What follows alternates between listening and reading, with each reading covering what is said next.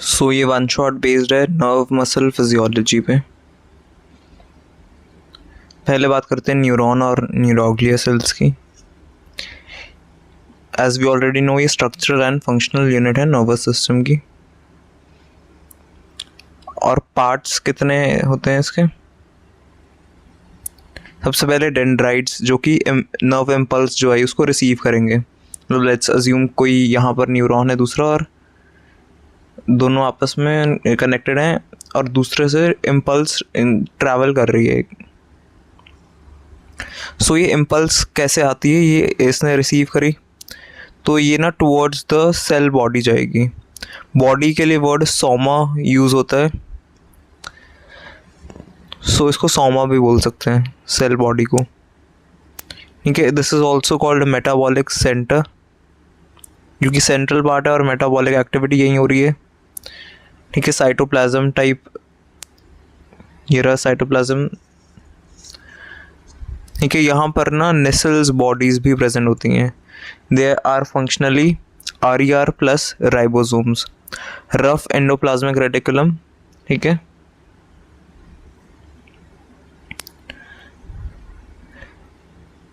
Next part है axon hillock. ये वो वाला पार्ट है एक्सॉन का जहाँ से एक्सॉन स्टार्ट हो रहा है और ये सेल बॉडी ख़त्म हो रही है, तो जंक्शन टाइप पार्ट है ये। ठीक है, न्यूक्लियस ऑब्वियसली प्रेजेंट होता ही है, ये लेबलिंग इधर रहेगी है ना। एंड देन एक्सॉन हिलक के बाद एक्सॉन एक्चुअली में स्टार्ट होता है, तो एक्सॉन फिर स्टार्ट हो रहा है, फिर एक्सॉन ख़त्म भी हो जाता है। उस पार्ट को एक्सॉन टर्मिनल बोलते हैं, जहाँ टर्मिनेट कर रहा है एक्सॉन। और यहाँ पर ये साइनेप्टिक नॉब्स हैं।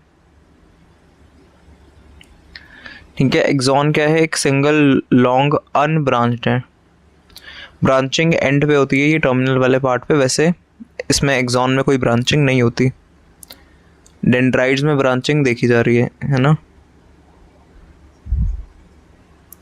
अब ये क्या है? Myelin sheath. ठीक है, माइलिन शीथ बेसिकली CNS और PNS इसमें अलग अलग सेल्स बनाते हैं। तो माइलिनेटेड न्यूरॉन्स जो हैं उनमें माइलिन शीथ प्रेजेंट होगी और बीच में ये जो गैप्स हैं इन्हें नोड्स ऑफ रैनवियर बोला जाता है।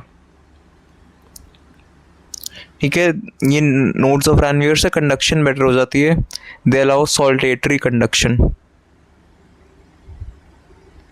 अब न्यूरॉन के कितने टाइप्स होते हैं?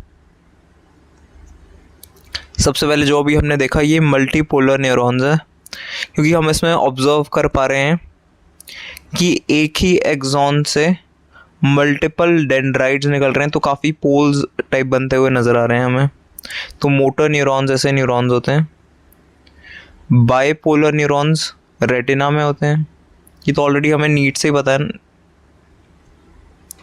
ठीक है, एक एक्सॉन से दो डायरेक्शन में एक ही डेंड्राइट निकल रहा है। ठीक है, तो बाइपोलर ऐसे हो गया,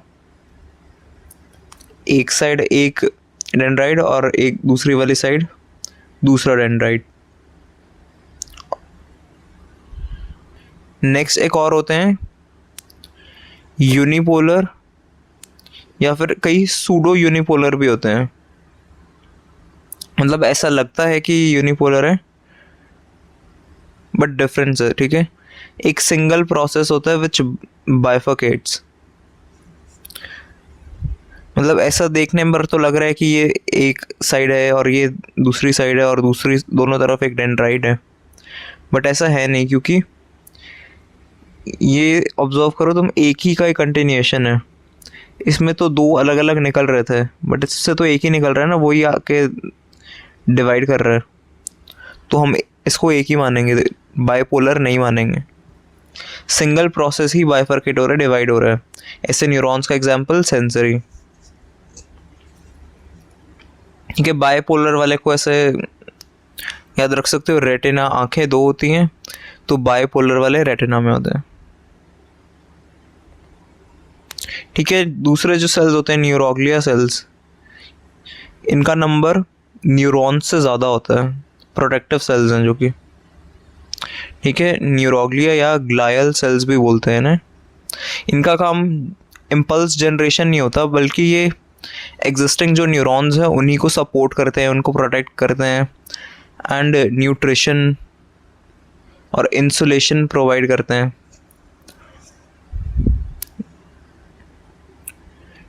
सो बेसिकली उनको हेल्प कर रहे हैं ये दूसरे जो न्यूरॉन्स हैं, ऐसे कुछ सेल्स हैं जो न्यूरॉन्स की हेल्प के लिए प्रेजेंट है। और करंट को इंसुलेशन का मतलब माइलिन शीथ है, जैसे ये अब यहाँ पर करंट ट्रैवल कर रहा है तो कुछ प्रॉब्लम ना हो वो सब प्रोवाइड कर रहे हैं। ठीक है, सीएनएस में ना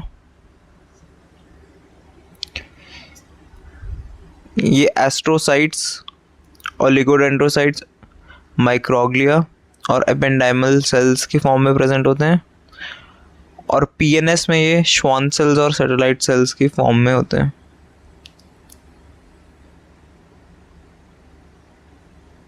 अब मैं बता रहा था कि माइलिन शीथ का डिफरेंस है कि कौन कहाँ फॉर्म करेगा, वो अभी आ जाएगी बात। ठीक है, एस्ट्रोसाइट सबसे पहले बात करते हैं सीएनएस में।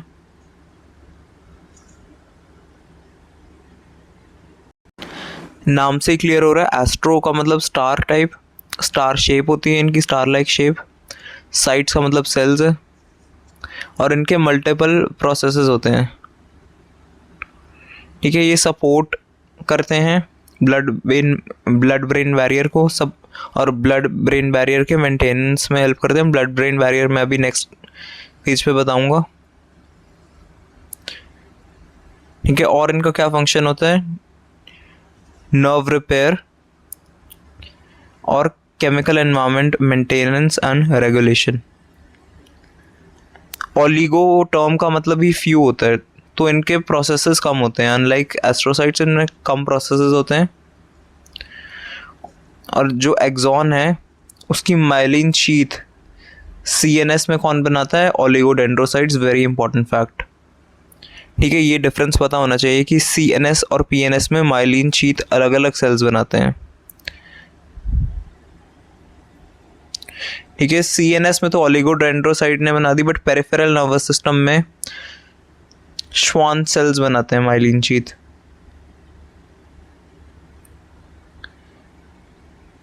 ये जो कवरिंग थी, शीथ मतलब कवरिंग, और माइलिनेशन जो होती है माइलिनेटेड न्यूरॉन्स में। माइलिन शीथ इन्होंने सीएनएस में ओलिगोडेंड्रोसाइट्स ने बना दी। अब माइक्रोग्लिया सेल्स, ये छोटे से हैं, माइक्रो तभी तो नाम है, और ये सेल्स मोटाइल होते हैं और फैगोसाइटोसिस कर सकते हैं। तो इनको मैक्रोफेज ऑफ सीएनएस भी बोला जाता है, क्योंकि मैक्रोफेजेस भी फैगोसाइटोसिस करते हैं। मतलब ऐसा होता है कि ब्लड में मोनोसाइट है, उसने डायपेटेसिस करा, अब वो किसी नॉर्मल टिश्यू में है तो वो मैक्रोफेज है। लाइक अगर लिवर में प्रेजेंट हो गया तो वो कफर सेल है, स्प्लीन में प्रेजेंट है तो उसका नाम स्प्लेनिक मैक्रोफेज हो गया। ऐसे उसका नाम बदलता रहता है। बेसिकली अगर मैक्रोफेज सीएनएस में है तो उसका नाम माइक्रोग्लिया है, ये बात भी बोली जा सकती है। Next, ependymal sales. ठीक है, ये कुछ टिश्यू से सिमिलर, एपिडर्मिस से सिमिलर साउंड कर रहा है, तो इनके पास सीलिया प्रेजेंट होगा। अब सीलिया किस लिए है, क्योंकि सीएसएफ हमें पता है डेली अराउंड 500 ml सिक्रीट होता है, और उसमें से कुछ सर्कुलेट होना पड़ता है उसको through out the brain, through out the ventricles and all, है ना। तो सीएसएफ कैसे सर्कुलेट होता है, खुद तो होगा नहीं, कुछ सेल्स होंगे ज़रूर लोकेटेड जिनके पास सीलिया होगा, और सीलिया से ही तो मूवमेंट होता है। तो ये वेंट्रिकल्स और सेंट्रल कैनाल को लाइन करते हैं। ठीक है, पीएनएस में श्वान सेल्स बना रहे थे myelin sheath around the axon. अब ये भी फैक्ट पता होना चाहिए कि हर एक जो श्वान सेल है ना, वो एक ही सेगमेंट को माइलिनेट करेगा। जैसे इतना सेगमेंट इस श्वान सेल ने बना लिया, यहाँ पर आगे चल के एक और श्वान सेल प्रेजेंट होगा, वो दूसरा सेगमेंट बनाएगा। ये माइलिन शीथ का सेगमेंट। ठीक है, इसके अलावा सैटेलाइट सेल्स भी होते हैं पेरिफेरल नर्वस सिस्टम में। ये सेल बॉडीज जो गैंग्लिया होता है, ठीक है, बेसल गैंग्लिया में ये सेल बॉडीज को सराउंड करते हैं, और सपोर्ट और प्रोटेक्शन का काम होता है। तो ग्लाया, ये वर्ड कैसे डराइव हुआ? न्यूरोग्लाया के अलग अलग टाइप्स देखे हमने, डिपेंडिंग ऑन प्रेजेंस ये अलग अलग होते हैं ना। तो ग्लाया का बेसिकली मतलब क्या है? ये वर्ड डेराइव्ड है ग्लू से, जो कि नर्वस सिस्टम को होल्ड कर रही है। अब ब्लड ब्रेन बैरियर की बात आ गई। ठीक है, ब्लड ब्रेन बैरियर है क्या? बेसिकली एक बैरियर है जो कि किसके बीच है? जो ब्लड सर्कुलेट हो रहा है और CNS में जो ECF है उसके बीच में बैरियर है। बट ये सिलेक्टिवली परमिएबल है, कुछ चीज़ें इस बैरियर को क्रॉस कर सकती हैं। जो CNS में ECF है और ब्लड सर्कुलेट जो हो रहा है उसके बीच में सिलेक्टिव परमिएबिलिटी होती है। ठीक है, कुछ सब्सटेंसेस का एक्सचेंज पॉसिबल है। और ये कहाँ पर होते हैं बेसिकली बैरियर? तो बोल दिया हमने, क्या स्पेसिफिक लोकेशन क्या है? ब्रेन की जो कैपिलरीज है ना, स्पेशली एंडोथीलियल सेल्स जो हैं वहाँ पर। ठीक है, तो पूरे ब्रेन में बैरियर नहीं है, स्पेसिफिक जहाँ पर भी कैपिलरीज जा रही है ना उसमें कैपिलरी के बीच में बैरियर बनता है। तो कंपोनेंट्स है, बैरियर है कोई दीवार है या फिर कोई प्रोटेक्टिव मेम्ब्रेन है, जैसे उसकी कवरिंग भी होती है। तो किस किस पैरामीटर्स, किस किस लेवल्स से बनता है? जैसे हमने पढ़ा था ना कि एल्वियोलाई की भी वो लेयर्स होती हैं अलग अलग, वैसे ही इसमें भी कुछ लेयर्स हैं। ठीक है, एंडोथीलियल है, endothelial cells, endothelial of the capillary. इसमें कोई फेनेस्ट्रेशंस नहीं होती, it is a fenestrated. Fenestrations like pores, gaps, ऐसा कुछ नहीं होता, वो एब्सेंट होते हैं। अब गैप्स नहीं है तभी तो बैरियर बन पा रहा है ना, अगर गैप होता तो वो एक्सचेंज प्रमोट हो जाता। और साथ में जब भी हमें कोई भी सब्सटेंस का लीक प्रिवेंट करवाना होता है तो टाइट जंक्शंस वहाँ पर लगा दिए जाते हैं, occluding junctions, also known as zonula occludens. ठीक है, अगर कोई भी सेल है, टिश्यू लेयर है जैसे एंडोथीलियम है, तो उसके नीचे बेसमेंट मेम्ब्रेन भी ज़रूर होगी।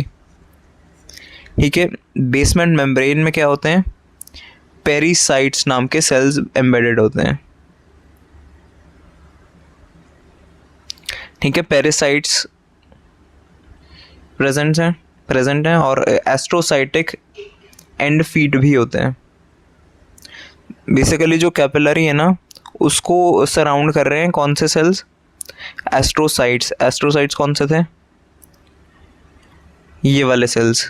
अब ये इतने सारे इनके प्रोसेसेस है ना, ये इनके फुट प्रोसेसेस, ये नीचे वाले प्रोसेसेस, ये ब्लड ब्रेन बैरियर को मेंटेन, रेगुलेट और केमिकल रिपेयर भी प्रोवाइड कर रहे थे। तो वही ये पॉइंट रिपीट हो रहा है, एस्ट्रोसाइटिक एंड फीड। ठीक है, और ये एस्ट्रोसाइटिक प्रोसेसेस ये न्यूरोग्लिया सेल्स की ही मॉडिफिकेशन है, these are formed by neuroglia only, है ना। अब ब्लड ब्रेन बैरियर के कुछ फीचर्स होते हैं characteristic, so one by one देखते हैं। सबसे पहले कि ये सिलेक्टिव परमिएबिलिटी ऑफर करता है।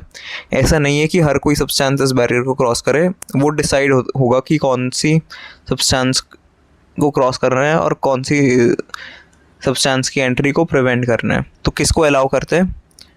ब्लड ब्रेन बैरियर में ऑक्सीजन की एंट्री हो सकती है, गैसेस एक्सचेंज तो करवाना ही है, तो ऑक्सीजन, CO2, इन सब को पास करने दिया जाता है बैरियर से। ठीक है, और जो भी सब्सटेंसेस लिपिड सॉल्युबल होती हैं वो बैरियर क्योंकि किसका बना है? सेल के लेवल पे क्या होता है बेसिकली, ये फ्लूइड मोज़ाइक मॉडल हमें पता ही है कि ये फॉस्फोलिपिड के ही बने होते हैं सेल, तो लिपिड सॉल्युबल सब्सटेंसेस हैं वो क्रॉस कर पाती हैं। ठीक है, ग्लूकोज का ट्रांसपोर्ट भी हमें पता है इम्पॉर्टेंट होता है, तो कैरियर्स स्पेसिफिकली प्रेजेंट होते हैं, कैरियर मॉलिक्यूल्स जो कि ग्लूकोज ट्रांसपोर्टर्स हैं। ग्लट्स हमें पता है बायोकेमिस्ट्री में, है ना। साथ ही अमाइनो एसिड्स कितने ज़रूरी हैं उनका भी ट्रांसपोर्ट अलाउ कर देते हैं। अब ऑब्वियसली हम पैथोजन, टॉक्सिन और ड्रग्स इनको तो एंटर करने देंगे नहीं बैरियर में, तो इनका रेस्ट्रिक्शन हो जाएगा। So it restricts most of the substances, सिर्फ इन्हीं को अलाउ करेगा बैरियर। फंक्शंस क्या है कि CNS के अराउंड प्रॉपर एनवायरनमेंट और स्टेबल एनवायरनमेंट हमें बनाना है और ब्रेन को प्रोटेक्ट करना है जितने भी टॉक्सिन्स हैं हार्मफुल उनसे।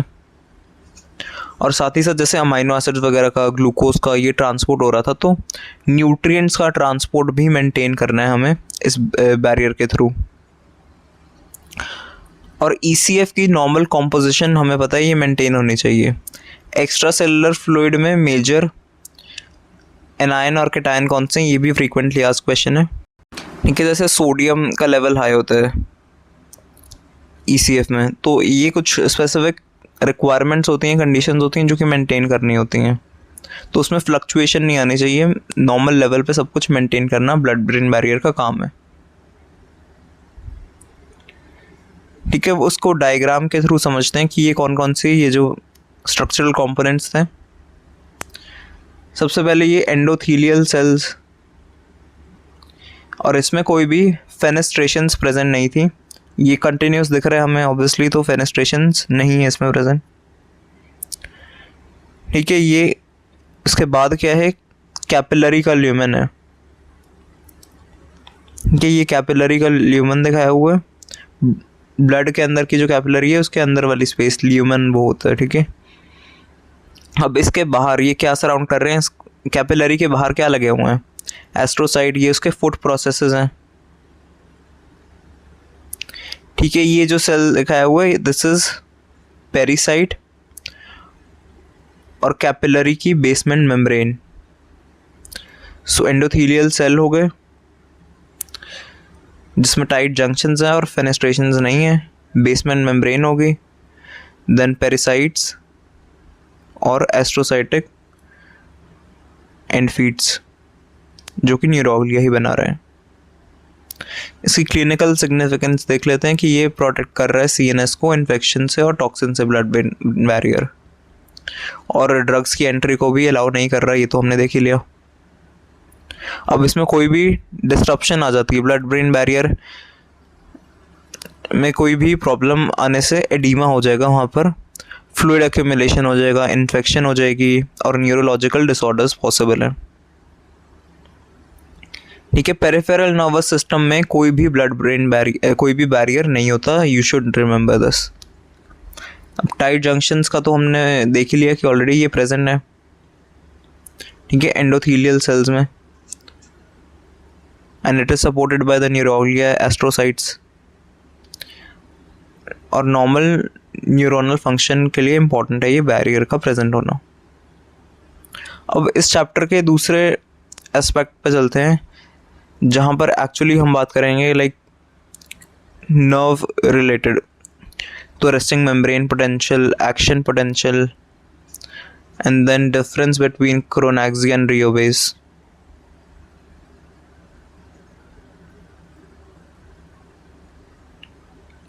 ठीक है, RMP की डेफिनेशन क्या होती है, न्यूरॉन की मेम्ब्रेन पर कुछ ना कुछ चार्ज या फिर पोटेंशियल प्रेजेंट होगी और ये रेस्ट पे बात हो रही है। ठीक है, मतलब पोटेंशियल में डिफरेंस है, ये कोई स्पेसिफिक चार्ज की बात नहीं करी है, it is the difference in potential across the neuronal membrane when the neuron is at rest. Resting membrane है, मेम्ब्रेन में कोई चार्ज का मूवमेंट वगैरह कुछ भी नहीं हो रहा, ये अभी रेस्टिंग कंडीशन की बात हो रही है, मतलब अभी ये इम्पल्स का ट्रांसमिशन नहीं चल रहा, क्योंकि न्यूरॉन्स हमें पता है नर्व इम्पल्स जनरेट और कंडक्ट कर सकते हैं, बट अभी ऐसा अज्यूम करके चल रहे हैं हम कि वो ऐसा कोई नर्व इम्पल्स जनरेशन कंडक्शन का काम नहीं कर रहे हैं। उसकी मेम्ब्रेन पर पोटेंशियल डिफरेंस जितना भी आएगा उसे RMP बोल देंगे।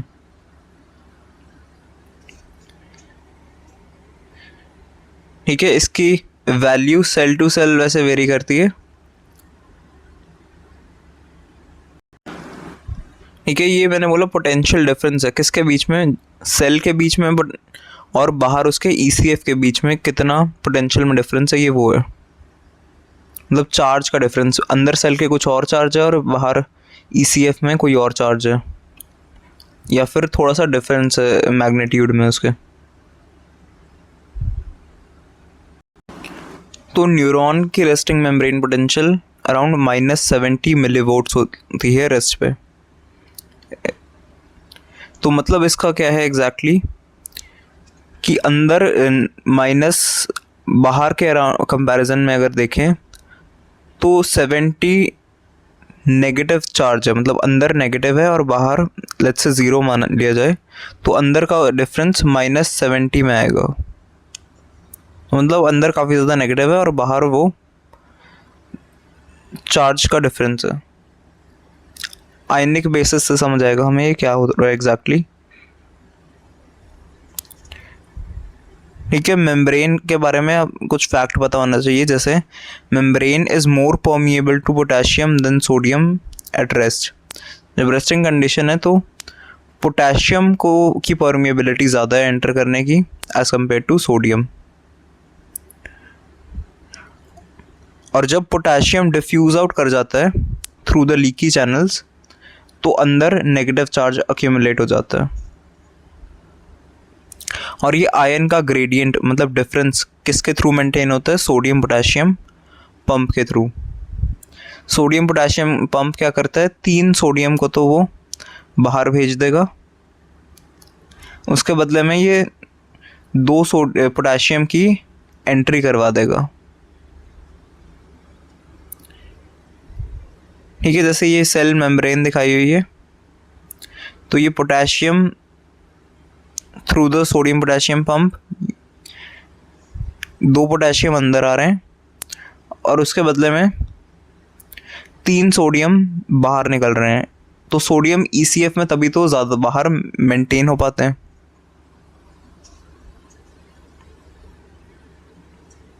ठीक है, मेम्ब्रेन ज़्यादा पोटेशियम के परमिएबल क्यों है, क्योंकि अंदर सेल्स को बेसिकली ऐसा भी बोला गया they are bags of potassium. और क्योंकि ना बाहर आउटसाइड एनवायरनमेंट हम इवॉल्व हुए लाइक ऐसे कि हमें ऐसी स्पीशीज़ थे कि एक सिंगल सेल थे और बाहर सिर्फ सॉल्ट प्रेजेंट था, तो सॉल्टी कंडीशंस, तो बाहर मेजर के टाइम जो ECF का होता है वो सोडियम होता है, तो इसलिए सोडियम को बाहर ज़्यादा मेंटेन करना इम्पॉर्टेंट है और पोटेशियम को सेल के अंदर रखना काफ़ी, ये फिजियोलॉजिकल रूल मान लो। ठीक है, इम्परमिएंट होती है इंट्रासेलुलर एनायंस के। जो इम्परमिएंट इंट्रासेलुलर एनायंस हैं जैसे negatively charge proteins and phosphate, वो भी इस नेगेटिव चार्ज के जनरेशन में कंट्रीब्यूट करते हैं।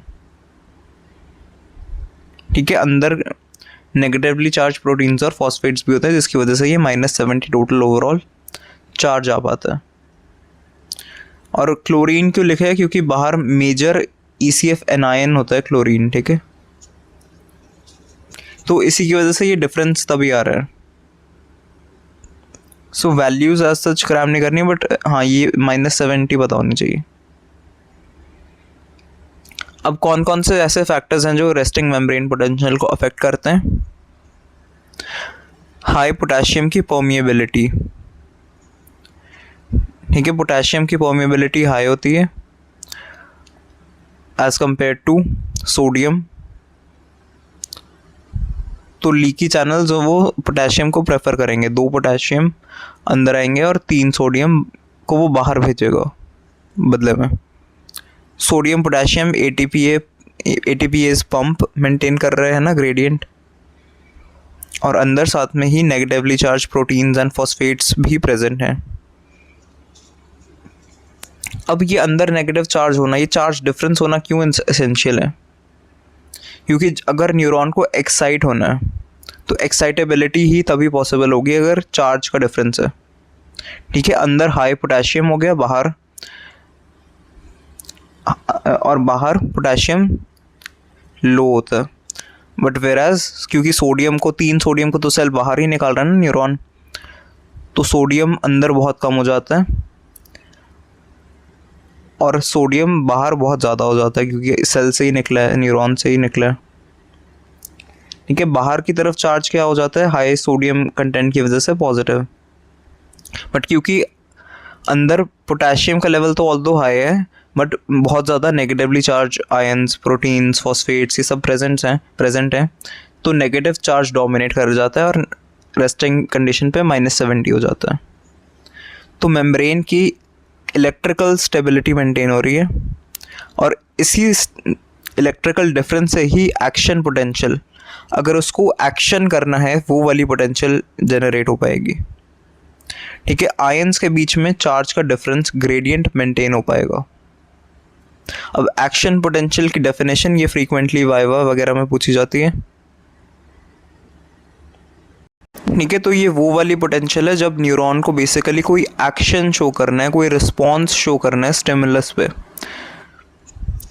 ठीक है, अगर कोई स्टिमुलस आया लेट्स से, तो न्यूरॉन को तो प्रिपेयर रहना पड़ेगा, उसको कोई रिस्पॉन्स ज़रूर शो करना पड़ेगा। तो रैपिडली, तो एक्शन हमें ये फास्ट करवाना है। It is a brief, rapid and reversible change होता है, ये रिवर्स भी हो जाती है। ठीक है, किसमें, मेम्ब्रेन की पोटेंशियल में जैसे ही स्टिमुलस आता है तो न्यूरॉन अपने मेम्ब्रेन की पोटेंशियल में कुछ ऐसे चेंजेस करता है जिसकी वजह से नर्व इम्पल्स ट्रांसमिशन पॉसिबल होता है। ठीक है, अगर जैसे ही स्टिमुलस आया तो न्यूरोनल मेम्ब्रेन में कोई चेंजेस आते हैं, चेंज जो आते हैं उसकी वजह से ही ट्रांसमिशन ऑफ इम्पल्स हो पाता है along the nerve fiber without any decrement of the impulse। कोई भी चेंजेस नहीं आते, उसी सेम कंडक्शन स्पीड से ये पास ऑन करता रहता है और चार्ज मेंटेन रहता है। अब एक्शन पोटेंशियल के काफ़ी ज़्यादा फेजेस हैं। रेस्टिंग मेम्ब्रेन पोटेंशियल तो हमने देख ही ली। ठीक है, ये एक दिखाया हुआ है मेम्ब्रेन का पोटेंशियल मिलीवोल्ट्स में, एंड ये अलग अलग फेजेस हैं, जैसे depolarisation,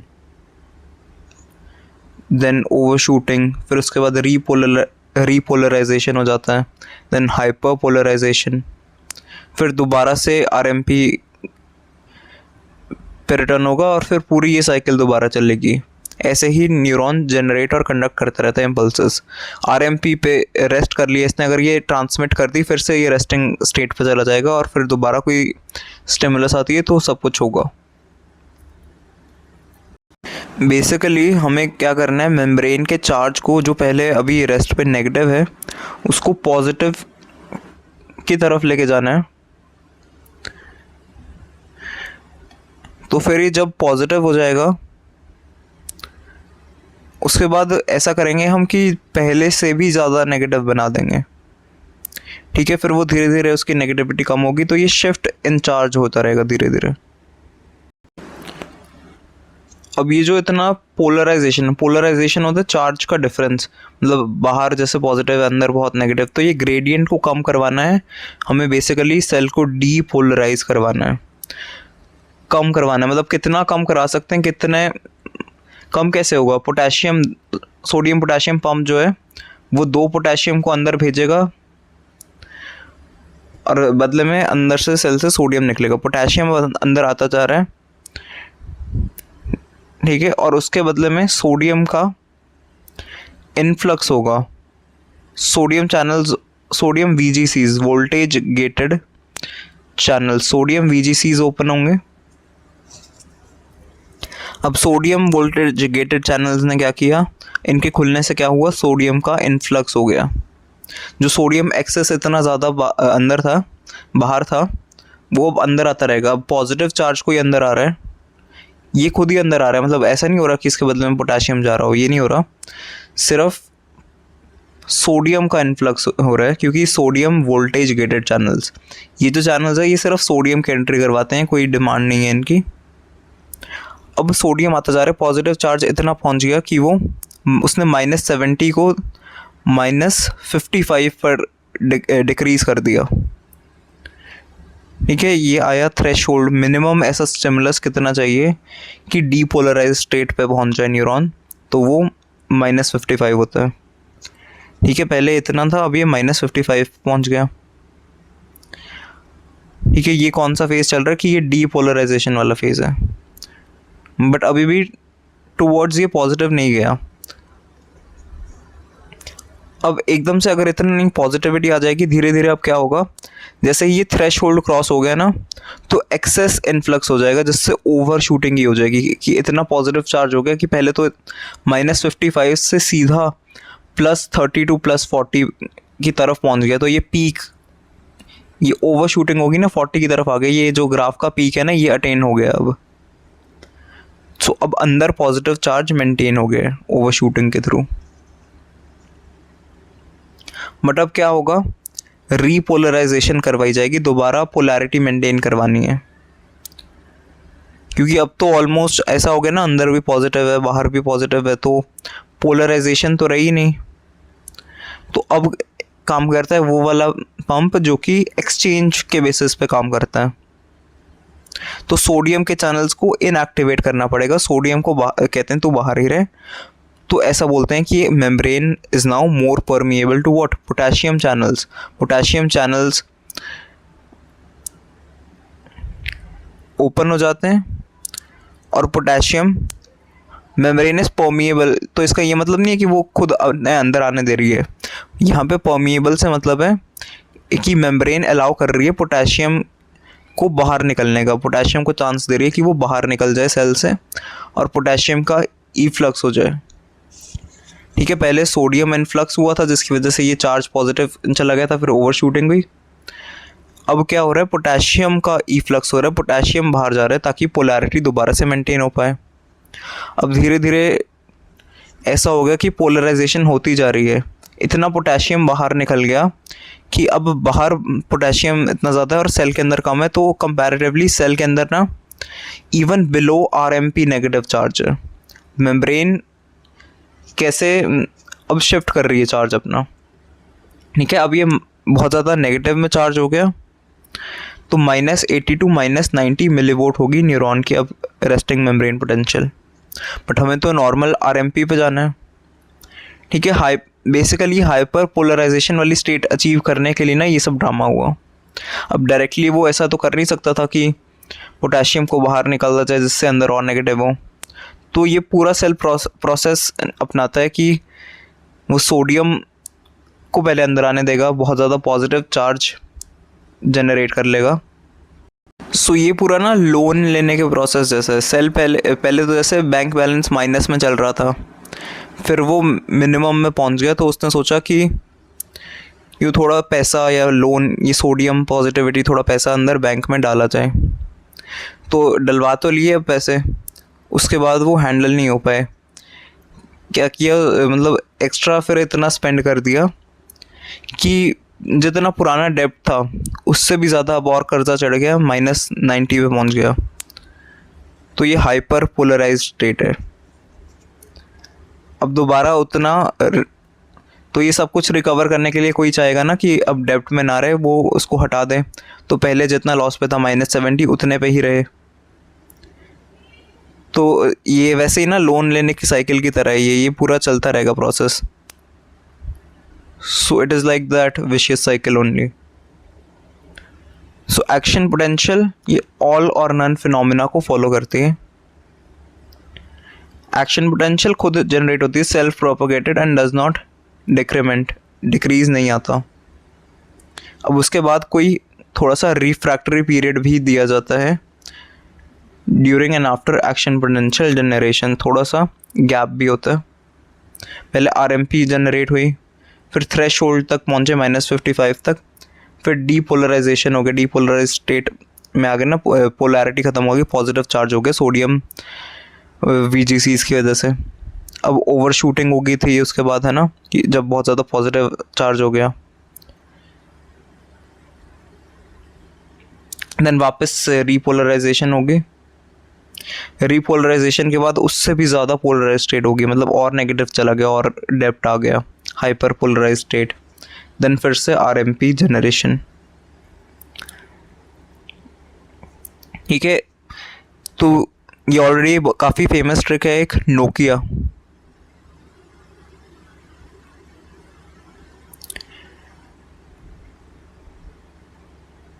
sodium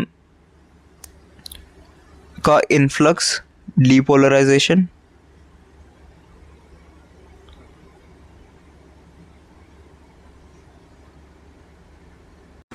Nokia means sodium out, potassium in ATPase।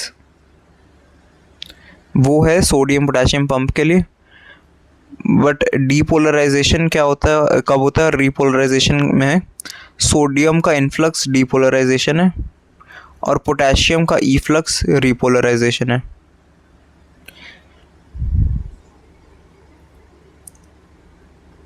ठीक है, वैसे तो कॉन्सेप्चुअली अगर हमने देख ही लिया है तो इसकी ज़रूरत नहीं पड़ेगी। अब इस वाले पोर्शन में क्या लास्ट एस्पेक्ट हम डिस्कस कर रहे हैं कि स्ट्रेंथ और ड्यूरेशन के कर्व को कंपेयर कर रहे हैं, क्रोनैक्सी एंड रियोबेस।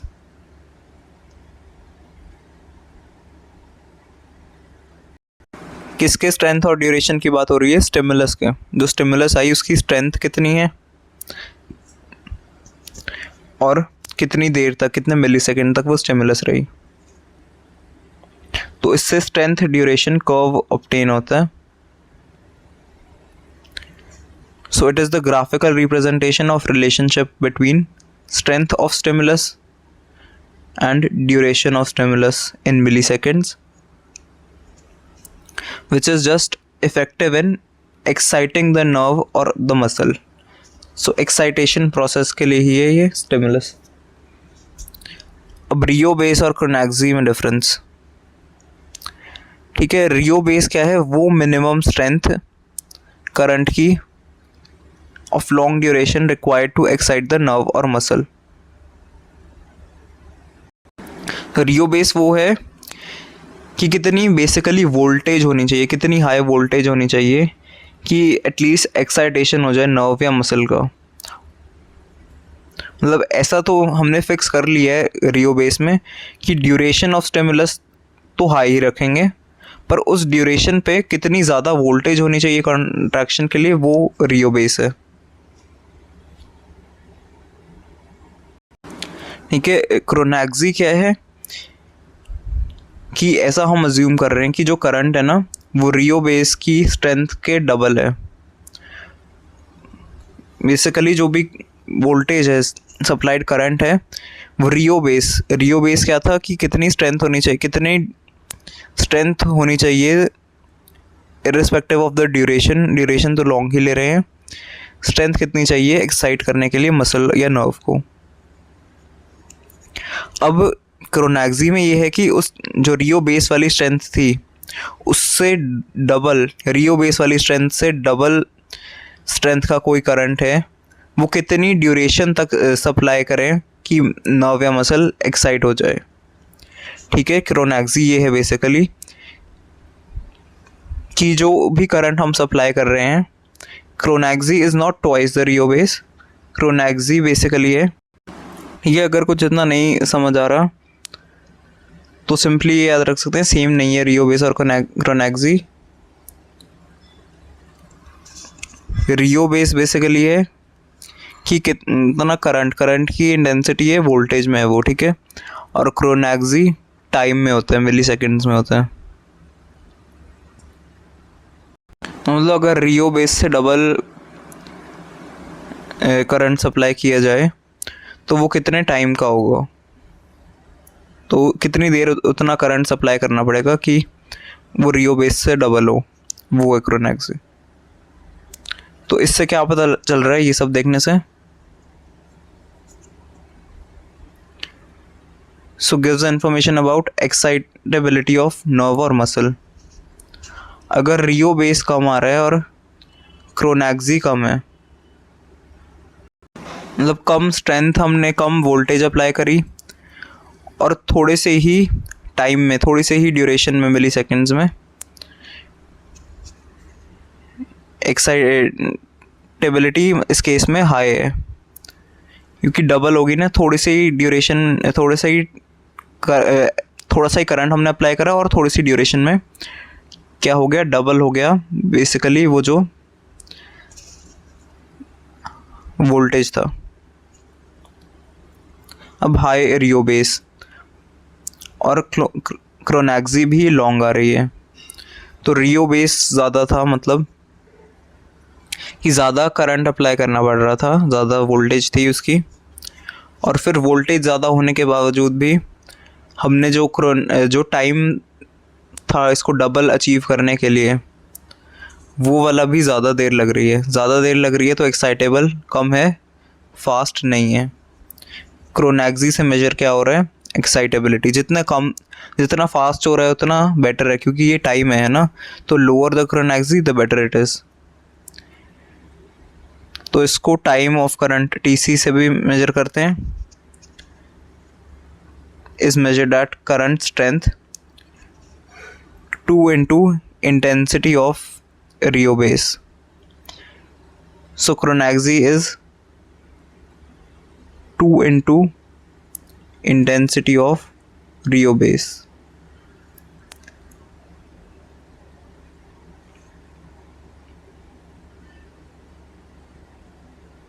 ठीक है, रियो बेस बेसिकली एक रेस्टिंग करंट है लॉन्ग ड्यूरेशन का।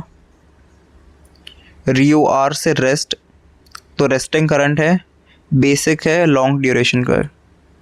क्रोनैक्सी, एक्सी वर्ड डिराइव है वैल्यू से, तो ये वो वैल्यू है, मतलब डबल वो वैल्यू है।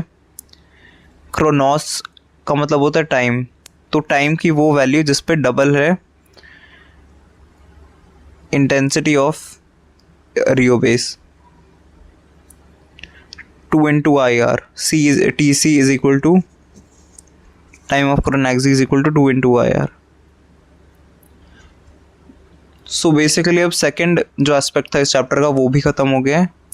तो थर्ड पोर्शन की तरफ बढ़ते हैं, जहाँ हम बात करेंगे मसल की। नर्व वाला रिलेटेड ख़त्म हो गया है। मसल के बाद muscle proteins, excitation, contraction, coupling, neuromuscular junction, muscle contraction, ये वाले टॉपिक्स आएंगे।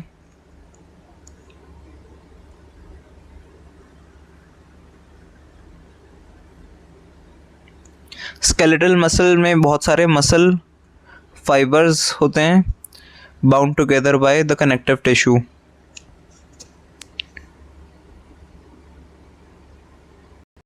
ठीक है, ये लेट्स से ये पूरी मसल है। मसल के अंदर अलग अलग बंडल्स होते हैं मसल फाइबर्स के, जिन्हें फैसिकल्स बोलते हैं। जैसे ये एक फैसिकल है, ये सारे मल्टीपल फैसिकल्स हैं।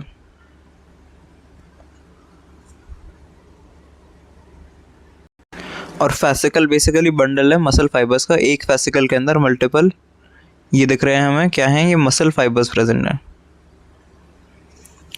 ठीक है, एक फैसिकल के अराउंड ये जो कवरिंग है, एपी मतलब अपॉन, माइसियम मसल से रिलेटेड है ना, मसल फैसिकल्स के बाहर है, मसल फाइबर्स के बाहर कवरिंग है जो, ये सारे मिला के है ना, तो पूरी मसल के अराउंड जो कवरिंग है दैट इज एपीमाइसियम। और अगर एक फैसिकल की स्पेसिफिकली बात करें तो वो उस कवरिंग को बोलते हैं perimysium.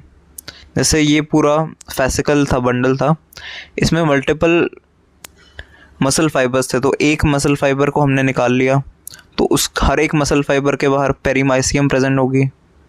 Peri means around the fascicle. अब ये जो हर एक फैसिकल था, फैसिकल भी तो किससे बना है? मसल फाइबर्स से मिलके बना है। तो मसल फाइबर्स के अराउंड भी, हर एक मसल फाइबर के अराउंड भी कवरिंग प्रेजेंट होगी, तो उसको एंडोमाइसियम बोल देते हैं। कवरिंग पूरी मसल के अराउंड भी है, that is epimysium. Covering muscle के अंदर मसल फैसिकल्स होते हैं जो बंडल्स हैं उन वो है। ठीक है, बंडल्स के अराउंड जो कवरिंग है दैट इज, जो फैसिकल्स के अराउंड कवरिंग है दैट इज पेरीमाइसियम। और फैसिकल्स के अंदर मसल फाइबर्स हैं, फाइबर्स के अराउंड भी कवरिंग प्रेजेंट है, दैट इज एंडोमाइसियम। तो एपी मतलब सबसे बाहर वाली, सबसे बाहर मसल है वो वाली होगी, है ना। पेरी मतलब बीच में आ रही है। और एंडो मतलब सबसे अंदर क्या है? Muscle fibre. ठीक है, तो ये एक मसल फाइबर है, बीच में न्यूक्लियस, मसल फाइबर्स, ये सब दिख रहे हैं हमें। तो माइक्रोस्कोपिक स्ट्रक्चर कैसा होता है? मसल, देन मसल के बंडल्स होते हैं fascicles which are made up of the muscle fibres. और मसल फाइबर बेसिकली मायोफिब्रिल का बना होता है, fibre like thread like, fibril, myo means muscle और fibril thread like, thread like structure है मायोफिब्रिल। एंड देन उसके बाद functional unit of the muscle sarcomere, sarcomere का स्ट्रक्चर डिटेल में आना चाहिए। ठीक है, मसल के लिए सार्को वर्ड यूज होता है।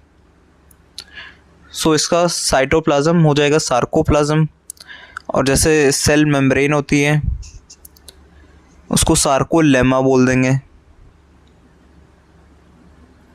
ये दिख रहे हैं हमें myofibrils muscle thread like parts. Structure of a myofibril, एक मायोफिब्रिल, ये जो लास्ट वाला पार्ट था ये फर्दर सार्कोमेयर्स का बना था ना, फंक्शनल यूनिट है जैसे वो, तो सार्कोमेयर का रेपिटेशन होता है, it is the functional unit. One sarcomere एक जेड लाइन से दूसरी जेड लाइन तक का डिस्टेंस होता है।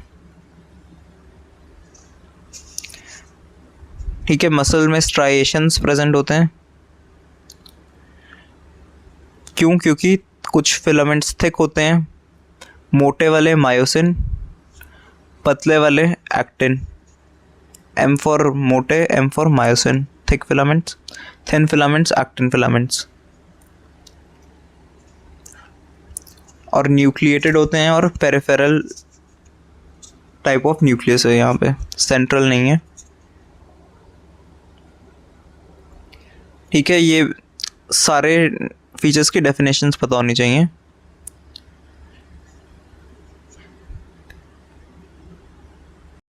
ठीक है, यहाँ पर दो बैंड्स हैं basically, isotropic band I band और an isotropic band A band. दो आई बैंड्स और ये ए बैंड है। ये ए बैंड एन आइसोट्रोपिक है, मतलब लाइट जब पास करेगी तो ये अलग दिखेगा। क्यों? क्योंकि यहाँ पर मोटे वाले फिलामेंट मायोसिन फिलामेंट्स प्रेजेंट होते हैं ए बैंड में, बट एन आइसोट्रोपिक में वो तो सेम सा ही दिखेंगे क्योंकि दो दो है ना, तो ये लाइट वाला दिखेगा, लाइट कलर दिखेगा, क्योंकि यहाँ पर actin filaments, thin filaments present है।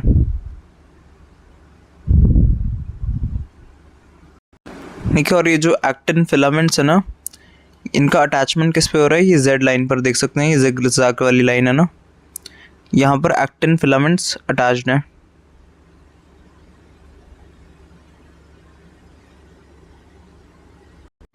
अब जैसे दो एक्टिन फिलामेंट्स है ना, इनके बीच में ये थिक फिलामेंट्स होंगे मायोसिन फिलामेंट्स, ऐसा ही दूसरी साइड भी होगा ऑल्टरनेट। ठीक है, एक जेड लाइन से दूसरी जेड लाइन के बीच के डिफरेंस को सार्कोमियर बोल देंगे। और आई बैंड कहाँ है? जहाँ पर सिर्फ एक्टिन है, कोई मायोसिन नहीं है। और ए बैंड जहाँ पर दोनों प्रेजेंट हैं। ठीक है, अब बात करते हैं मसल प्रोटीन्स की। मायोसिन मैंने बोला जैसे कि थिक फिलामेंट प्रोटीन्स हैं, ये लॉन्ग होते हैं, रॉड लाइक होते हैं, और बहुत सारे मायोसिन के मॉलिक्यूल्स से मिलके मायोसिन प्रोटीन बनता है। और हर एक मायोसिन का जो मॉलिक्यूल है उसके पास एक हेड होता है जो कि ग्लोबुलर है, प्रोटीन वाला है। ये रहा हेड, जैसे ये हेड हो गया, नीचे टेल है विद अ टेल। ठीक है, ग्लोबुलर हेड में एटीपीएज की एक्टिविटी होती है, एटीपीएज का एक्शन हो सकता है। अब एक्टिन थिन फिलामेंट प्रोटीन्स हैं, इसका स्ट्रक्चर ठीक है, मायोसिन का तो सिंपल था, हेड और टेल में डिवाइड कर दिया था। हेड में एटीपीएज प्रेजेंट है, एटीपी बाइंडिंग साइट है ना। अब इसका स्ट्रक्चर अलग होता है, ये इम्पॉर्टेंट है। एक्टिन का स्ट्रक्चर बेसिकली इसमें globular protein G actin present होता है। ठीक है, बहुत सारे ये जो दिख रहे हैं ना, ये जी एक्टिन की सब यूनिट्स हैं, ग्लोबुलर प्रोटीन्स हैं। अब इसका पॉलीमराइजेशन, बहुत सारे जी एक्टिन मिलके एफ एक्टिन बनाते हैं, फंक्शनल वाला एफ एक्टिन।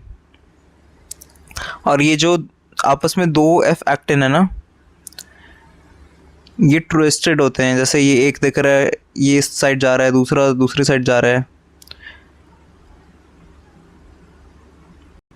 ये वैसा है जैसे बोबा टी होती है, तो उसमें से आपने वो टैपियोका पर्ल्स निकाल लिए लेट्स से, तो वो एक पर्ल जो मैं अभी लाइक मेरी कॉफ़ी में डाला हुआ या किसी में भी है, वो मैं जो पी रहा हूँ वो एक अकेला जी एक्टिन है। ठीक है, अब उसे मैंने बाहर निकाल लिया लेट्स से, और बहुत सारे इकट्ठे करके मेरे को शौक है तो मुझे उसको जोड़ना था, तो मैंने स्टिक करके ऑल्टरनेट बैंड्स बना लिए, तो वो एफ एक्टिन हो गया।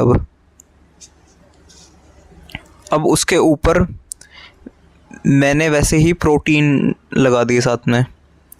कौन कौन से? ट्रोपोनिन डाल दिया और ट्रोपोमायोसिन डाल दिया। तो कौन से proteins? Tropomyosin and troponin proteins. क्या है ये? रेगुलेटरी प्रोटीन्स हैं। बेसिकली ये क्या काम कर रहे हैं? जो एक्टिव साइट है ना उसको छुपाने का काम कर रहे हैं, ब्लॉक कर रहा है ये ट्रोपोमायोसिन वाले प्रोटीन। Tropomyosin blocks the active site, और troponin, structure of troponin. Troponin के पास 3 सब यूनिट्स होती हैं। ट्रोपोनिन को आईटीसी से याद रख सकते हैं, इसके कंपोनेंट्स को, इंडियन टोबैको कंपनी आईटीसी। यहाँ पर सी से क्या है? कैल्शियम बाइंडिंग साइट है। ठीक है, टी एन आई क्या कर रहा है? Inhibitor of actin myosin interaction, तो वो इनहिबिटरी साइट है, उसको ढक के रख रहा है। टी से क्या है? ट्रोपोनिन टी है जो कि ट्रोपोमायोसिन से बाइंड करके रखता है। मतलब एक ही है ना ये जो ट्रोपोमायोसिन से जुड़ा हुआ है, अंदर वाली साइड वाले, ये वाले ट्रोपोमायोसिन से कुछ जुड़े हुए हैं और कुछ बाहर की तरफ है। तो ट्रोपोनिन में ये जो सब यूनिट्स हैं, कैल्शियम बाइंडिंग साइट है, एक सब यूनिट ट्रोपोमायोसिन इनसे जुड़ी हुई है। ठीक है, और उसके अलावा जिस यूनिट ने कवर किया हुआ बेसिकली एक्टिन और मायोसिन, उन सबको कवर किया हुआ है। तो कवरिंग साइट है, there is one covering site and there is a site which is attached to the tropomyosin, and apart from that क्या है? कैल्शियम बाइंडिंग साइट है। थिक फिलामेंट मायोसिन हो गया, थिन एक्टिन हो गया। अब थिन फिलामेंट के स्ट्रक्चर्स फर्दर थे, ट्रोपोमायोसिन जो मल्टीपल थे और ट्रोपोनिन का ग्रुप था। मायोसिन में के हेड में एटीपीएज, एटीपी बाइंडिंग साइट होती है। जो ट्रोपोनिन सी है ना, ट्रोपोनिन की सी सब यूनिट, सी फॉर कैल्शियम, तो वहाँ पर कैल्शियम बाइंडिंग साइट है। तो ये अलाउ करती है कैल्शियम को बाइंड होने को, और कैल्शियम का रोल इस चैप्टर में काफ़ी ज़्यादा है। तो इससे कैल्शियम के बाइंड होने से एक्टिन और मायोसिन का इंटरेक्शन हो पाएगा।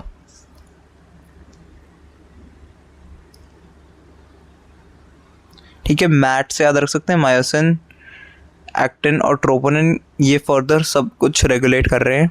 ट्रोपोनिन कंट्रोल कर रहा है कैल्शियम के रेगुलेशन से, कैल्शियम को बाइंड करवा रहा है। ठीक है, अब इसमें एक्टिन मायोसिन का इंटरेक्शन होगा कैल्शियम के बाइंड करने से। एग्जैक्टली ये होता कैसे है? ये एक्साइटेशन कॉन्ट्रैक्शन कपलिंग से समझते हैं। मतलब मसल कॉन्ट्रैक्शन कैसे होता है ये वो समझाया हुआ है इसमें। इस प्रोसेस के थ्रू एक्साइटेशन जैसे हुआ तो कॉन्ट्रैक्शन कैसे होगी? तो मतलब नर्व इम्पल्स को हमें कन्वर्ट करना है किसमें? मैकेनिकल एक्शन में, रिस्पॉन्स में। अब क्या हुआ? सबसे पहले एक्शन पोटेंशियल आई सार्कोलेमा में, और उसने ट्रैवल किया अलोंग द टी ट्यूब्यूल्स।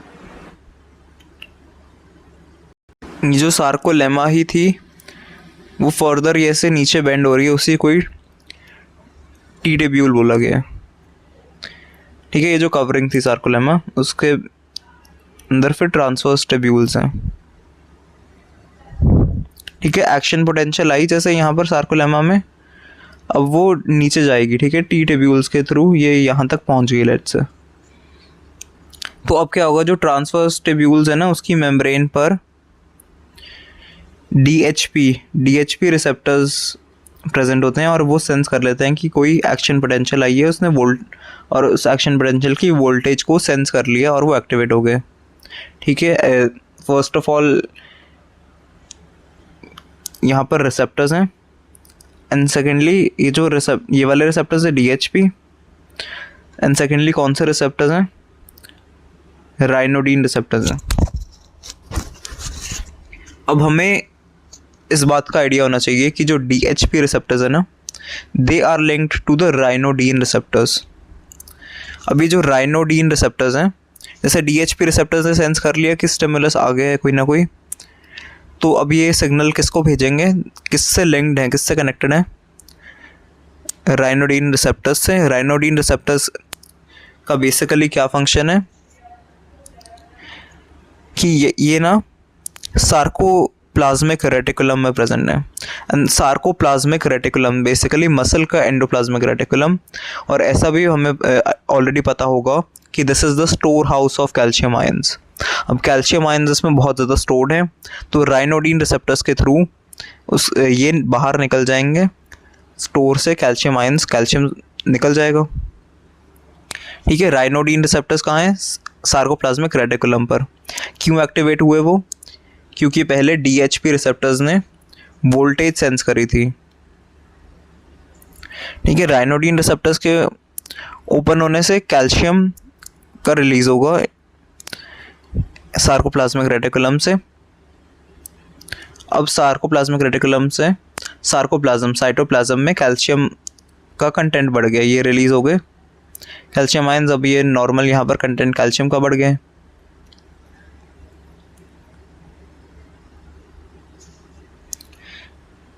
ठीक है, अब कैल्शियम ये कहाँ आएगा, कैल्शियम अब हमें पता है कि ट्रोपोनिन पर कैल्शियम की बाइंडिंग साइट थी, अब फाइनली कैल्शियम वहाँ पर बाइंड कर जाएगा। अब फिर क्या होगा, कैल्शियम के बाइंडिंग से ट्रोपोमायोसिन जो है ना वो मूव ऑन कर जाएगा, it moves away from the active site of actin. ठीक है, ये पूरा एक्टिन का स्ट्रक्चर था। यहाँ पर ट्रोपोनिन ने, ठीक है, ट्रोपोनिन इससे जॉइंट था। अब ट्रोपोनिन पर जैसे ही कैल्शियम आया, ट्रोपोनिन की C वाली सब यूनिट पर कैल्शियम बाइंड कर गया, तो कैल्शियम बाइंडिंग से ही ना जो ट्रोपोमायोसिन था जिससे कनेक्टेड था ना, ये पूरे बीड्स थे, ये हिलने लगेंगे। तो ट्रोपोमायोसिन एक्टिन की एक्टिव साइट से अब हट गया, एक्टिव साइट अब खुल गई है मेनली, है ना। तो उसके बाद एक्टिन और मायोसिन का क्रॉस ब्रिज बनेगा, जिसकी वजह से क्रॉस ब्रिज के बनने से ही कॉन्ट्रैक्शन होती है। अब फिर कॉन्ट्रैक्शन अगर होगी तो कैल्शियम का क्या होगा, ये वापस से अपने स्टोर हाउस में चला जाएगा, एक्सेस कैल्शियम सार्कोप्लाज्मिक रेटिकुलम में दोबारा पंप आउट हो जाएगा। कैसे होगा, through the SERCA pumps. Calcium is pumped into the sarcoplasmic reticulum by the SERCA pumps, जिससे अब रिलैक्सेशन हो गया फाइनली।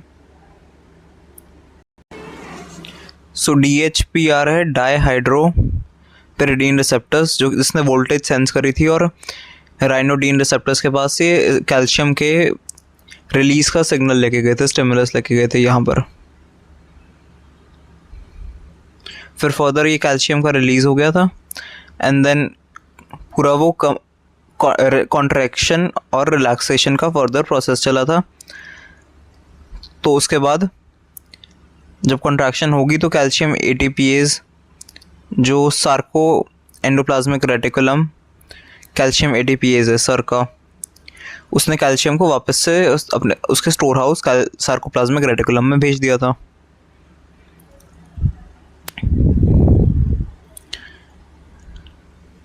ठीक है, मसल कॉन्ट्रैक्शन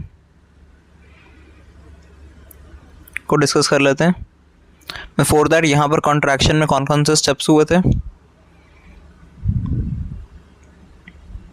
सबसे पहले बाइंडिंग ऑफ कैल्शियम हुई है ट्रोपोनिन की C सब यूनिट पे, TNC वाली सब यूनिट पर। ठीक है, यहाँ पर कैल्शियम की बाइंडिंग हो चुकी है, कैल्शियम आ गया उसके पास। अब उससे क्या हुआ, जो पूरा एक्टिन का फिलामेंट था ये वाला, वहाँ से ट्रोपोमायोसिन हट गया। ठीक है, ये रहा ट्रोपोमायोसिन, और ट्रोपोमायोसिन में मूवमेंट हो रहा है बेसिकली। अब मतलब ये डिस्प्लेस हो गया और ट्रोपोमायोसिन मूव कर रहा है। तो इस मूवमेंट से क्या हुआ कि अब एक्टिव साइट तो एक्सपोज होगी, क्योंकि पहले ट्रोपोमायोसिन कवर करके रख रहा था ट्रोपोनिन की एक्टिव साइट को। अब क्या होगा कि ये जो एक्टिन है यहाँ पर बीच में मायोसिन के फिलामेंट, ये नीचे मायोसिन है और ये एक्टिन है, ठीक है। अब एक्टिन और मायोसिन में क्रॉस ब्रिज हो जाएगा, क्योंकि ये इसके पास हेड प्रेजेंट होता है। क्रॉस ब्रिज से अब मतलब ये रोटेट करके दोनों आपस में बाइंड कर लेंगे, आपस में क्रॉस ओवर हो गए ऐसा अज्यूम कर लो। तो इसकी वजह से ही क्रॉस ब्रिज से ही कॉन्ट्रैक्शन पॉसिबल हो पाता है।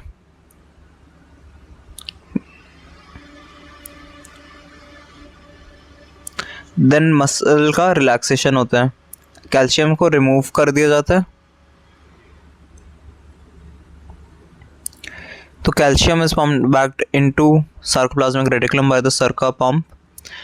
तो कैल्शियम फिर हट जाता है ट्रोपोनिन सी से, और ट्रोपोमायोसिन फिर से दोबारा से, वो हट गया था ना पहले, तो ट्रोपोमायोसिन अपनी फिर जगह पे आ जाएगा। Tropomyosin again covers the active site of actin, ठीक है। तो क्रॉस ब्रिज अब बंद हो गया, तो मसल रिलैक्स कर गई।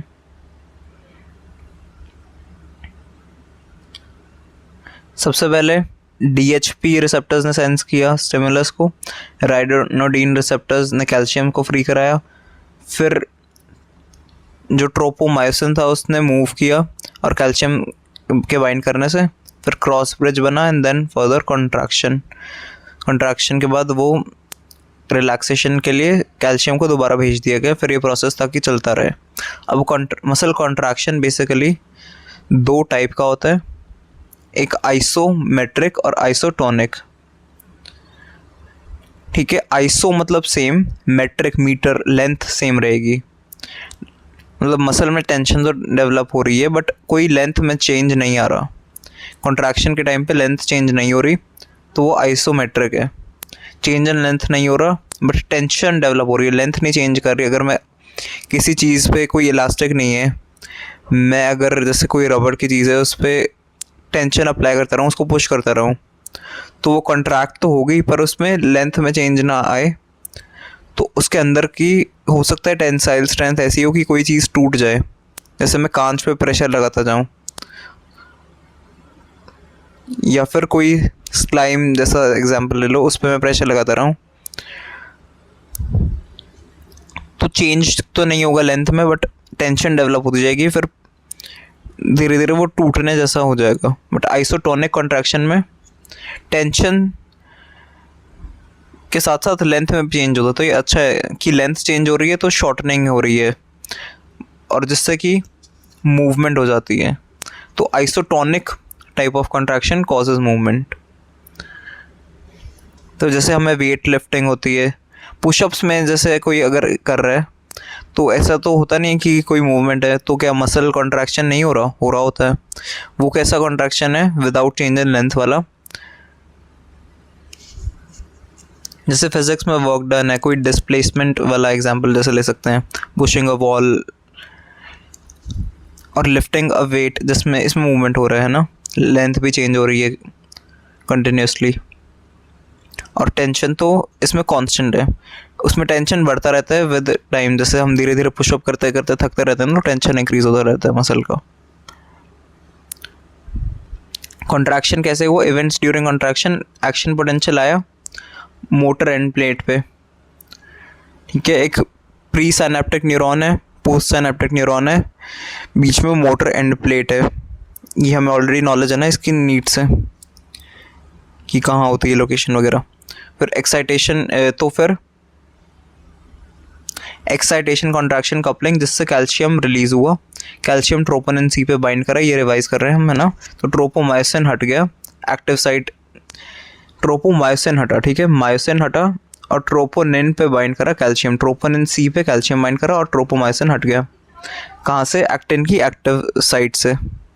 तो क्रॉस ब्रिज बना, उसके बाद जिसमें एटीपी कंज्यूम हुआ, active myosin plus ATP binding site भी तो थी ना, वहाँ पर एटीपी ने बाइंड कर लिया। अब स्लाइडिंग होगी, है ना, तो जिससे कि सार्कोमियर की लेंथ डिक्रीज हो जाती है। तो सार्कोमियर जेड, दो जेड लाइन के बीच का डिस्टेंस अब कम हो जाता है कॉन्ट्रैक्शन में।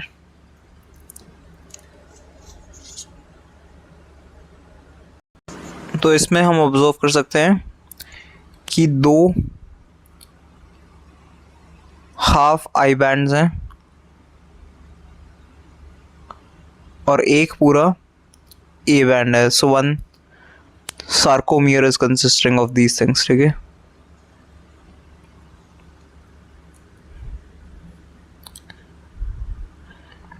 हाँ, तो मैं मोटर एंड प्लेट की बात कर रहा था कि स्लाइडिंग होगी, action potential motor end plate पे आ गया। तो ये बेसिकली होता क्या है, इसके लिए हमें न्यूरोमस्कुलर जंक्शन का कॉन्सेप्ट पता होना चाहिए। ये इंपॉर्टेंट शॉर्ट नोट है न्यूरोमस्कुलर जंक्शन पे। तो नर्व और मसल के बीच का जंक्शन है basically. So it is kind of a synapse, a gap, जहाँ पर एक मोटर न्यूरॉन है और नीचे एक स्केलेटल मसल है, मसल के फाइबर है। और इस मोटर न्यूरॉन से स्केलेटल मसल में ट्रांसमिशन होना है किसका, नर्व इम्पल्स का। ठीक है, जैसे यहाँ पर ये माइटोकॉन्ड्रिया है, यहाँ पर सबसे इम्पॉर्टेंट कॉन्सेप्ट है न्यूरोट्रांसमीटर्स हैं। न्यूरोट्रांसमीटर्स साइनेप्टिक वेसिकल्स हैं। ये जो सर्कल है ना, वेसिकुलर स्ट्रक्चर है, साइनैप्स के बीच में वेसिकल्स हैं, इनसे रिलीज़ होंगे न्यूरोट्रांसमीटर एसिटाइलकोलिन, ACH। ए और सी कैपिटल आता है और एच स्मॉल। और यहाँ पर वोल्टेज गेटेड कैल्शियम VGCs हैं, कैल्शियम वोल्टेज गेटेड चैनल्स हैं, कैल्शियम का रिलीज़ करवाएंगे। ये साइनैप्स के बीच में जो स्पेस है दैट इज साइनेप्टिक क्लेफ्ट।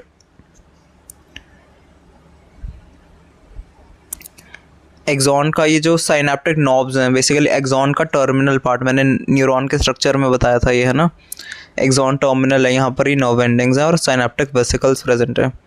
और साथ ही साथ कैल्शियम वोल्टेज गेटेड चैनल्स भी हैं, जहाँ से अब एसिटाइलकोलिन न्यूरोट्रांसमीटर निकलेगा। अब ये निकला तो साथ ही साथ मसल फाइबर के अंदर वहाँ पर क्या प्रेजेंट है, nicotinic receptors, very important, nicotinic receptors present है। अब एसिटाइलकोलिन को, न्यूरोट्रांसमीटर को मसल ने सेंस कर लिया थ्रू द निकोटिनिक रिसेप्टर्स। अब ये सार्कोमियर की ये ट्यूब्यूल्स है ना पूरी, तो ट्रांसमिशन कैसे हुआ, एक्शन पोटेंशियल एक्सॉन टर्मिनल पे आ गई, एक्सॉन के टर्मिनेटिंग लास्ट पार्ट पर। ठीक है, अब डीपोलराइजेशन है, कुछ चार्ज आया तो डीपोलराइज स्टेट आ गई है। VGC calcium VGCs, calcium voltage gated channels खुल गए। तो डीपोलराइजेशन की वजह से क्या हुआ, कैल्शियम वोल्टेज गेटेड चैनल्स खुल गए हैं, कैल्शियम का रिलीज हो गया और कैल्शियम एंटर कर रहा है मसल में। ठीक है, कैल्शियम के ही एंट्री से क्या होता है, एक्सोसाइटोसिस वाला प्रोसेस।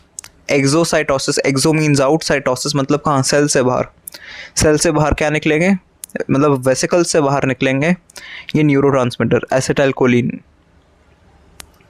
ठीक है, क्लेफ्ट होती है खाली साइनैप्स की, ये वाली खाली जगह, ठीक है, ये वाली जगह साइनेप्टिक क्लेफ्ट में अब क्या कर गए, ये एसिटाइलकोलिन वाले न्यूरोट्रांसमीटर डिफ्यूज़ आउट कर गए। अब एसिटाइलकोलिन रिसेप्टर्स हैं तो साथ में इसको सेंस कौन करेगा, कोई भी चीज़ रिलीज़ होती है उसके कुछ ना कुछ हर जगह सेंसर्स प्रेजेंट होते हैं। तो इसके रिसेप्टर्स हैं निकोटिनिक रिसेप्टर्स मसल के अंदर। निकोटिनिक रिसेप्टर्स ने सेंस कर लिया कि कुछ ना कुछ तो आया है, क्या आया है, एसिटाइलकोलिन आया है, वो डिफ्यूज़ कर गया। तो motor end plate potential EPP का जनरेशन होगा। एंट्री से एंड प्लेट पोटेंशियल जनरेट हुआ तो डीपोलराइज स्टेट मेंटेन्ड है। अब मिनिमम अगर रिलीज़ हो जाए ना, थ्रेशोल्ड पोटेंशियल जनरेट हो जाए कि मिनिमम कितनी पोटेंशियल होनी चाहिए, कितना डीपोलराइजेशन, कितनी पोटेंशियल लानी चाहिए कि मसल फाइबर में एक्शन पोटेंशियल जनरेट हो जाए और मसल का कॉन्ट्रैक्शन हो जाए। तो उससे आफ्टर द थ्रेशोल्ड कॉन्ट्रैक्शन हो जाएगा। एसिटाइलकोलिन न्यूरोट्रांसमीटर था, और जिसने एसिटाइलकोलिन को सेंस करा मसल के अंदर वो निकोटिनिक रिसेप्टर्स थे। अब ये acetylcholine is rapidly inactivated by acetylcholine esterase, ये एंजाइम होती है साइनेप्टिक क्लेफ्ट के अंदर। साइनेप्टिक क्लेफ्ट ये जो स्पेस है यहाँ पर एक एंजाइम भी होती है फर्दर जो एसिटाइलकोलिन को रिसेप्टर्स उसको इनहिबिट करेगी। क्यों करेगी? क्योंकि हमें बेसिकली ये नहीं चाहिए। एसिटाइलकोलिन तो सिर्फ एक वे है जिसकी वजह से कॉन्ट्रैक्शन हो, हमें लेके तो जाना है इम्पल्स को, चार्ज को लेके जाना है हमें, तो ये तो सिर्फ एक मीडियम है जिसके थ्रू वो पता लग पा रहा है उसको कि कुछ ना कुछ आया है। So it is just not the parcel, ये डिलीवरी बॉय है एसिटाइलकोलिन, ठीक है।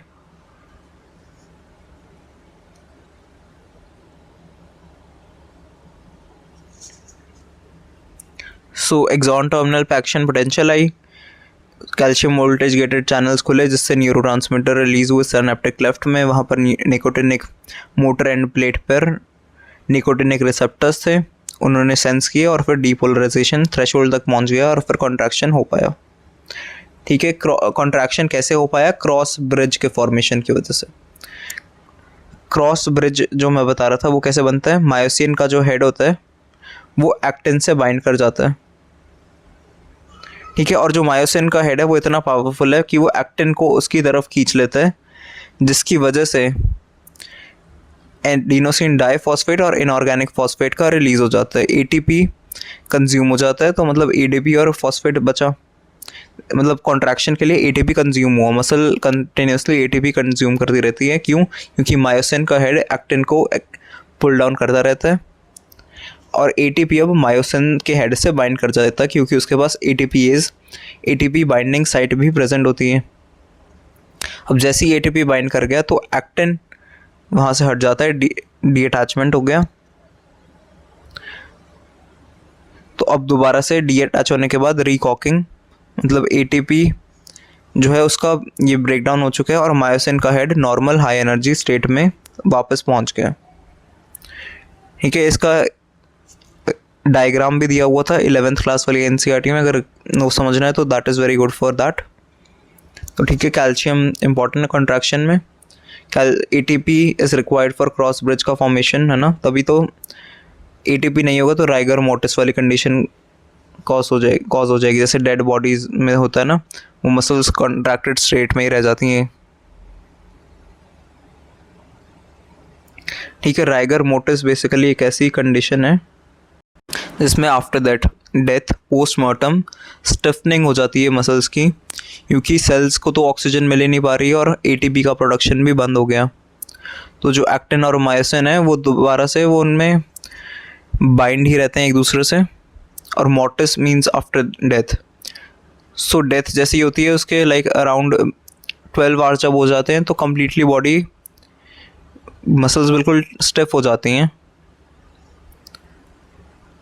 बट कुछ देर बाद ना ये स्टिफनेस डिसअपेयर भी कर जाती है क्योंकि मसल का ब्रेक डाउन होने लग जाता है। तो ठीक है, राइगर मोटिस हमें ये पता है कि लाइक जो डेड बॉडीज़ है उन्हें ठंडे टेम्परेचर आइस पे रखा जाता है। ये रैपिड जो प्रोसेस है राइगर मोटिस का उसको स्लो डाउन करने के लिए, ठीक है। अब इस चैप्टर का लास्ट टॉपिक है डिफरेंस बिटवीन, ये क्लिनिकल है, Lambert Eaton syndrome and myasthenia gravis. दोनों ऑटो इम्यून डिसऑर्डर्स हैं और इनमें डिफरेंस फ्रीक्वेंटली पूछा जाता है। तो लैम्बर्ट ईटन सिंड्रोम ये प्री साइनेप्टिक, ये साइनेप्स था, है ना, प्री साइनेप्टिक डिसऑर्डर है। मतलब जब साइनेप्स वो जो वाली ये स्पेस थी ना, यहाँ पर नहीं कुछ हो रहा, उससे पहले ही कोई डिसऑर्डर हो गया। मतलब antibodies calcium voltage gated channels के अगेंस्ट ही बन गई। तो मतलब कैल्शियम का रिलीज़ अभी हुआ ही नहीं था, कैल्शियम वोल्टेज गेटेड चैनल्स थे, उन्हीं के अगेंस्ट एंटीबॉडीज़ बन गई हैं। तो साइनेप्स से पहले ही प्रॉब्लम हो गई है, प्री साइनेप्टिक डिसऑर्डर है। बल्कि मायस्थीनिया ग्रेविस को पोस्ट साइनेप्टिक इसलिए बोला गया है क्योंकि साइनेप्स के बाद जो कि निकोटिनिक रिसेप्टर्स होते हैं ना, उनके अगेंस्ट एंटीबॉडीज़ बनती हैं। ऑटो इम्यून है ना, तो खुद ही बॉडी एंटीबॉडी बना रही है। तो ये साइनैप्स तो यहाँ ख़त्म हो गया। साइनैप्स के नीचे पोस्ट साइनैप्टिक, आफ्टर साइनैप्स जब स्टार्ट हो रही है, तो यहाँ पर निकोटिनिक एसिटाइलकोलिन रिसेप्टर्स थे। अब उसके अगेंस्ट एंटीबॉडीज़ माइस्थीनिया ग्रेविस में बन रही हैं। ठीक है, तो ये कहाँ पर बनती हैं? ये रही मोटर एंड प्लेट।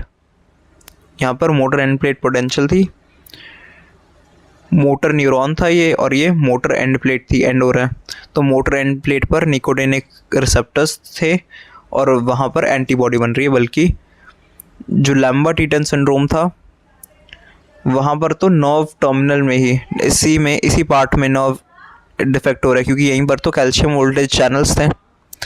अब इनके अगेंस्ट एंटीबॉडीज़ है, तो कैल्शियम का इन्फ्लक्स ही नहीं हो पा रहा, तो एसिटाइलकोलिन का रिलीज़ इम्पेयर्ड हो जाएगा। वो धीरे धीरे रिलीज़ होगा, कम होगा एसिटाइलकोलिन का रिलीज़, क्योंकि कैल्शियम ही तो रिलीज़ करवा रहे थे एसिटाइलकोलिन का। अब इसमें माइस्थीनिया ग्रेविस में क्या होता है बेसिकली, कि जो एसिटाइलकोलिन के रिसेप्टर्स थे उनका नंबर ही, अब जितने फंक्शनल रिसेप्टर्स हैं वो ही कम बचे हैं। ठीक है, एक में तो एसिटाइलकोलिन का लैम्बर्ट-ईटन में रिलीज़ ही नहीं हो पा रहा, क्योंकि कैल्शियम ही वो करवा रहे थे, तो नहीं हो पा रहा। बल्कि माइस्थीनिया ग्रेविस में क्या होता है कि एसिटाइलकोलिन तो रिलीज़ हो पा रहा है, पर उसके जो रिसेप्टर्स है जिसको वो सेंस करेंगे उनमें ही प्रॉब्लम है, निकोटिनिक में वो कम है। अब इसमें न्यूरोमस्कुलर जंक्शन में क्या इफेक्ट आता है, तो रिड्यूस्ड क्वांटल कंटेंट, एसिटाइलकोलिन का रिलीज अफेक्ट हो गया, कम हो गया। और माइस्थीनिया ग्रेविस में जो साइनैप्स के बाद का रिस्पॉन्स है, कॉन्ट्रैक्शन है, वो वाला रिस्पॉन्स कम हो पाएगा।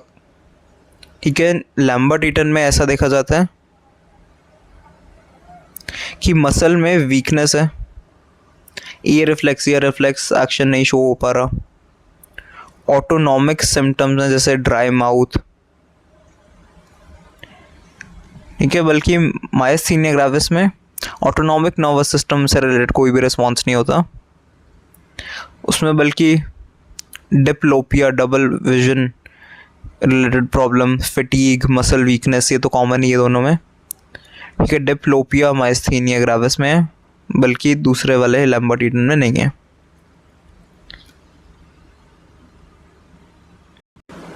तो डिफरेंस पता लगाने के लिए ना पेशेंट की आईलिड चेक करते हैं।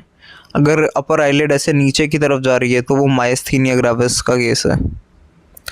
ठीक है, अब सबसे मेन और इंटरेस्टिंग सा डिफरेंस है दोनों में, कि जब एक्सरसाइज करते हैं ना लैम्बर्ट-ईटन वाले पेशेंट्स, तो उनकी कंडीशन बेटर होती है, तो उनको एडवाइस किया जाता है कि आप एक्सरसाइज करो। एक्सरसाइज करने से क्या होगा, बेसिकली कैल्शियम का इन्फ्लक्स नहीं हो रहा था।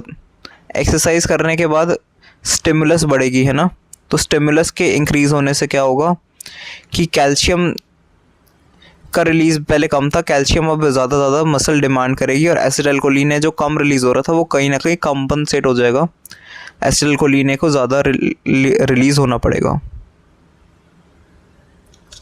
ठीक है, it is associated with small cell carcinoma of lung cancer वाले पेशेंट्स में ये लैम्बर्ट-ईटन कॉमन होता है। बल्कि माइस्थीनिया ग्रेविस ये स्किप भी कर सकते हैं, ये ऑटो इम्यून कंडीशंस में कॉमन है दूसरी वाली, जैसे थाइमोना नहीं भी याद रखोगे, इट्स ओके। इसमें इम्यूनोथेरेपी, क्योंकि कैंसर से रिलेटेड है ना लैम्बर्ट-ईटन, तो इम्यूनोथेरेपी की जाती है, और साथ ही साथ इम्यूनोथेरेपी दूसरे वाले माइस्थीनिया ग्रेविस में भी होती है, ये कॉमन है।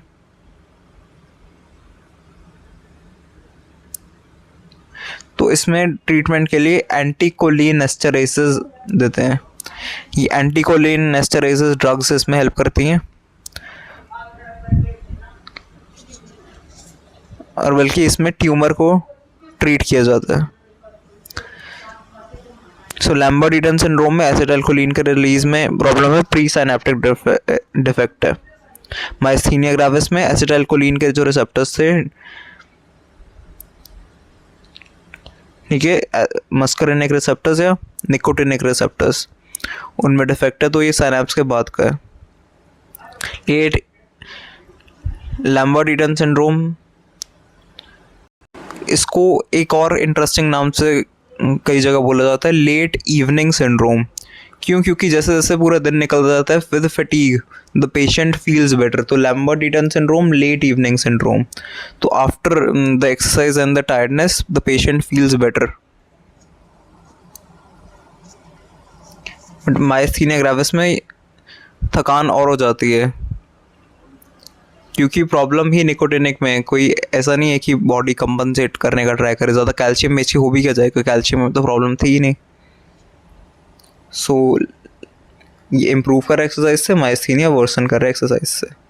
So that's all from my side for this chapter. Thank you.